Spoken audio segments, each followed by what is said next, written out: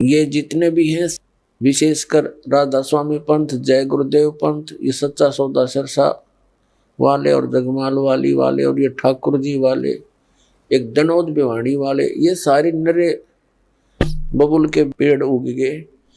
अपने आत्माओं ये बताते हैं कि सतलोक में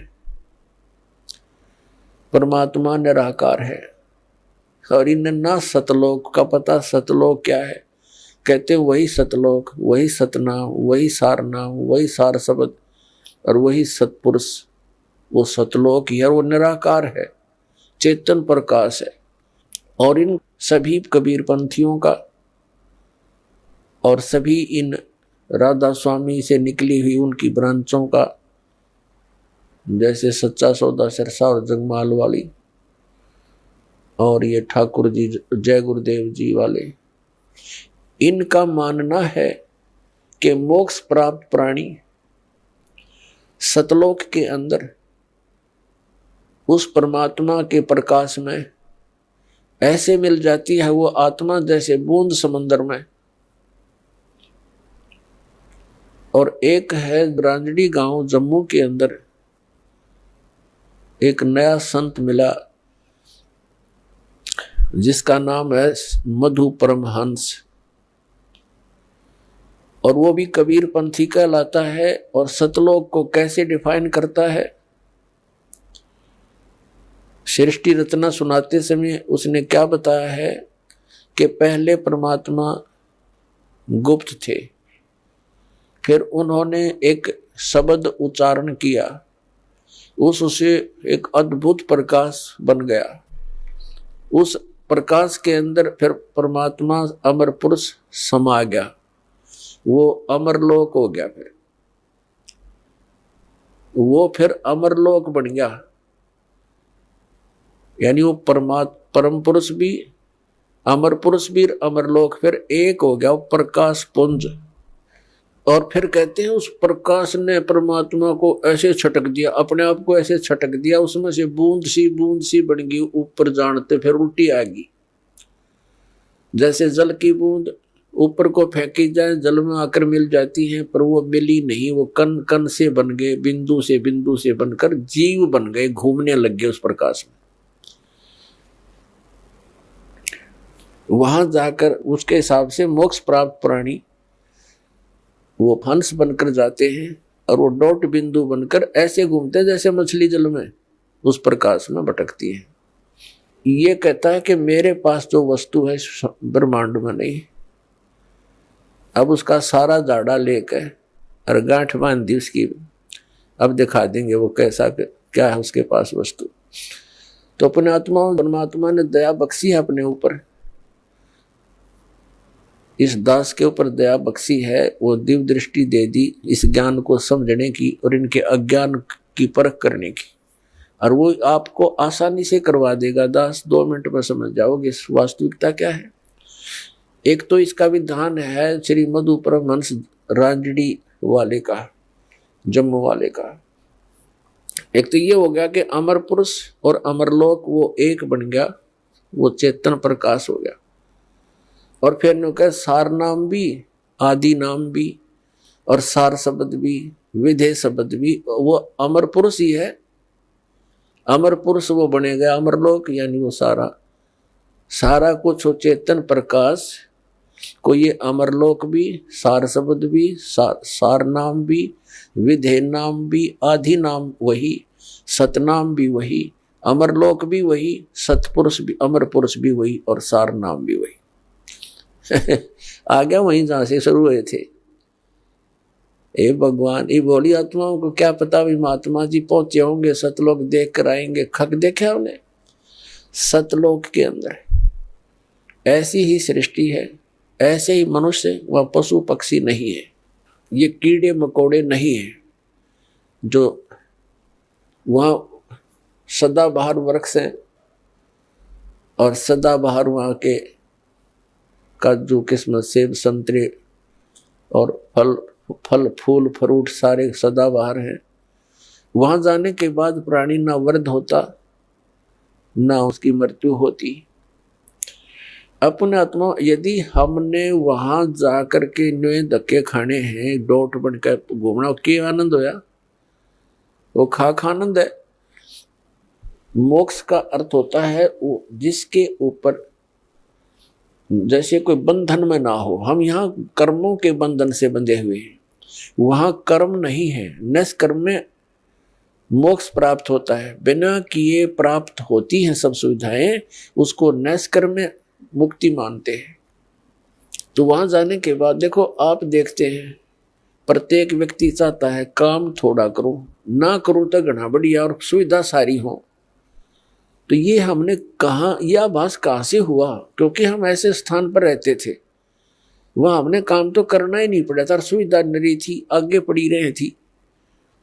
फिर दूसरा, कोई बूढ़ा होना नहीं चाहता, वृद्ध अवस्था को कति पसंद नहीं करते, यानी 80 साल तक भी बाल काले करते रहे हैं और दांत कृत्रिम टडवाए ले हैं, और कुछ थोड़ी बहुत सेहत बूढ़ा सा ना दिखो हैं। और फिर मृत्यु कोई नहीं चाहता, और दोनों कंपलसरी। ये तो यहाँ का यूनिवर्सल ट्रूथ है, हार्ड एंड फास्ट रूल है तो इसका कि वृद्ध भी होगा और मृत्यु भी होगी, और हम दोनों पसंद नहीं करते, दोनों कंपलसरी होंगी यहाँ पर। इसी प्रकार कोई काम करना नहीं चाहता, हम उच्च शिक्षा किस लिए प्राप्त करते हैं कि हम कुर्सी पर बैठे दफ्तर के नीचे, नौकर हों, घंटी बजाएं, पानी पिलाओ, चाय लाओ, हैं, काम कुछ नहीं करना पड़े, तनख्वाह मिला गणी ठाठ से रहे। तो ये हमारी प्रवृत्ति जो यहाँ हम एक नकल कर रहे हैं, एक लकीर पीट रहे हैं सतलोक के उस सुख को भूल कर, उसको छोड़कर, और वो वहीं प्राप्त हो सकती है बबूल के पेड़ पर। यदि कोई आम खोज रहा है बबूल के वन में और वहां कोई आम ढूंढ रहा है, उस जैसा मूर्ख नहीं।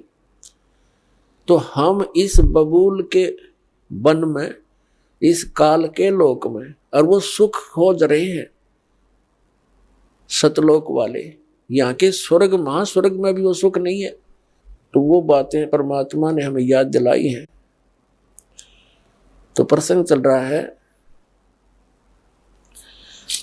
कि सतलोक के अंदर आपको मनुष्य शरीर मिलेगा। वहां 3 पोर्शन है सतलोक के। जैसे अपनी कैपिटल है, राजधानी है दिल्ली, और दिल्ली एक स्टेट भी है। तो दिल्ली का जो बाह्य दिल्ली है, ग्रामीण क्षेत्र है जो, वो तो समझो बाहर की दिल्ली। फिर बीच का बाजार आ गया, और फिर प्रधानमंत्री यानी अपना सेक्रेटरीट जो राजधानी स्थल है। ऐसे ही वहां का विभाजन है। तो बाह्य जो क्षेत्र है कति बाहर के साइड का सतलोक का, उसमें बाग बगीचे, फल, झरने, नदियां बह रही है। उसके नेक्स्ट जो सेकंड पोर्शन है, उसके अंदर पूरे आपके बहुत सुंदर सुंदर महल बने हुए हैं जो खाली पड़े हैं, जहां से आप आए हो छोड़कर। एक एक परिवार का पूरा द्वीप है। जैसे आप किसी भी अधिकारी, कर्मचारी या पैसे वाले सेठ के मकान को देखोगे, वो क्या बनाता है, बड़ी कोठी हो, एक अच्छा आगे आंगन हो, लान जिसे बोलते हैं, और उसके अंदर फल फ्रूटों के पौधे पादे लगे हों, बगीची बनी हो, झरना लगा रखा हो, तालाब हो। इस तरह की हम सुविधा खोजते हैं। और हम पिकनिक मनाने जाते हैं, पहाड़ देखने आ जाते हैं, बड़े बड़े सुंदर स्थान, झरने देखने जाते हैं। ये हमारा स्वभाव वहां से बना हुआ है। और यहाँ तो हम जाते हैं, वहां जेब कटवा कर आ जाते हैं, 10,000 रुपये ले गए कुल्लू और मनाली मई जून जुलाई में, और अपने पैसे खर्चो, वह कुछ दिनों के लिए इधर उधर सैर सपट्टे करो और पैसे बर्बाद करके वापस आ जाओ। यहाँ का तो ये सुख है। और सतलोक में जाने के बाद वो कभी अभाव नहीं, कोई खर्च नहीं, और किसी किस्म का कोई दुख नहीं।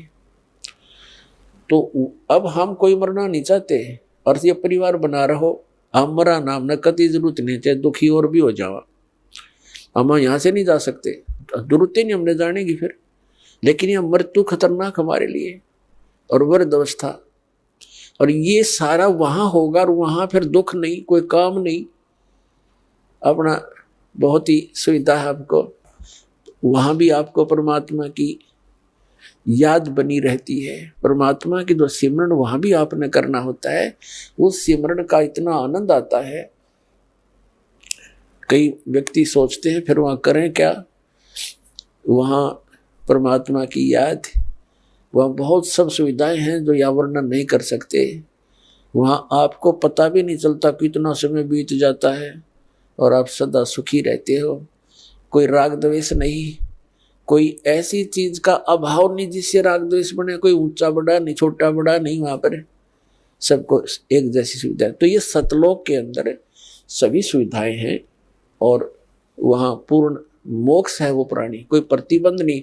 क्योंकि जितने भी यहाँ कानून बनाए जाते हैं निकम्मे आदमियों के लिए बनते हैं। जो नागरिक अच्छे होते हैं वो तो वैसे अपना सद्भावना से रहते हैं, वो कोई अपराध करते नहीं। तो वहाँ सभी नागरिक सही हैं, उनका कोई द्वेष नहीं, राग नहीं। क्योंकि यहाँ से वही प्राणी जाएगा जिसका नेचर सुधर जाएगा और भक्ति धन हो जाएगा। तो यहाँ आपका व्यवहार और स्वभाव सुधारने के लिए प्रैक्टिकल कराया जाता है।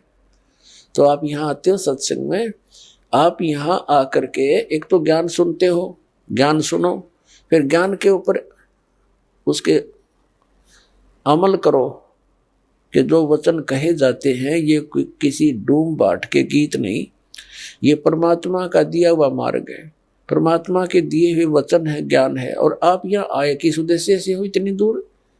आप ज्ञान सुन के उस पर प्रैक्टिकल करें, उसको अंजाम में लाए, उसके ऊपर उस गाइडलाइन पर चलें। अब जैसे यहाँ आते हो आप, यहीं से अपने आप को सुधारना शुरू करो। जैसे सभ्य लोग होते हैं, बस में बैठे और कोई देखा कोई वृद्ध है, उसको कहते हैं अपने साथ एडजस्ट कर लेते हैं, आओ आप बैठ जाओ। और कुछ ऐसे नेक होते हैं अपनी सीट छोड़ देते हैं, आओ जी आप बैठ जाओ।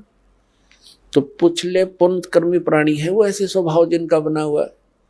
अरे किन्हों का क्यों खड़ा रहे, तो वो कैसा व्यक्ति है। तो ऐसे ही आपने ये एडजस्टमेंट, ये प्रैक्टिकल यहाँ करना है।